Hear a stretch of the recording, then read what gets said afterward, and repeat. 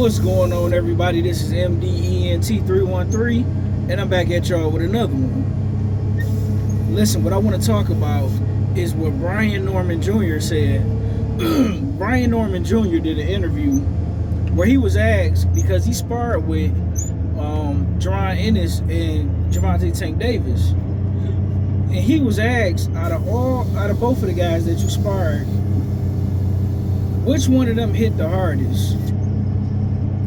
And without a doubt, he said, man, Tank Davis hit the absolute hardest. And you know what's funny, man? It's crazy to think that Tank hit that hard, because if I'm not mistaken, I can't remember if Tank started his career off at 126 or 130, but he started it off at one of them, right? I want to say he started off at 130. But just think about that. A guy that started his career off at 130 pounds is punching harder than welterweights. And Jarron Ennis is a good puncher. Now, I'm not saying he's a devastating puncher like Terrence Crawford, but he is a hard puncher, right? And even Terrence Crawford, because Terrence Crawford started his career off at 135, right? So Terrence Crawford not even the biggest guy. And just imagine what kind of advantage that is to be fighting at lightweight. Because Tank not a big guy, so he got speed, power, boxing IQ, a respectable defense, a granite chin. Man, that dude gonna be near to impossible to beat at lightweight.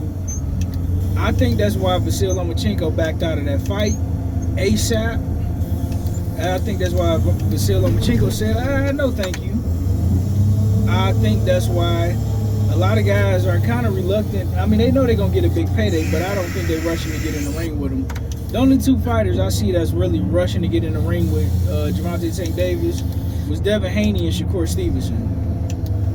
Even Teofimo Lopez, he didn't really try to fight Tank too much.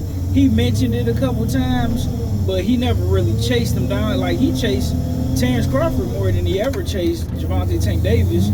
When Teofimo Lopez was at 135, he don't even really call out Tank, so I think he already know what time it is with Gervonta Tank Davis.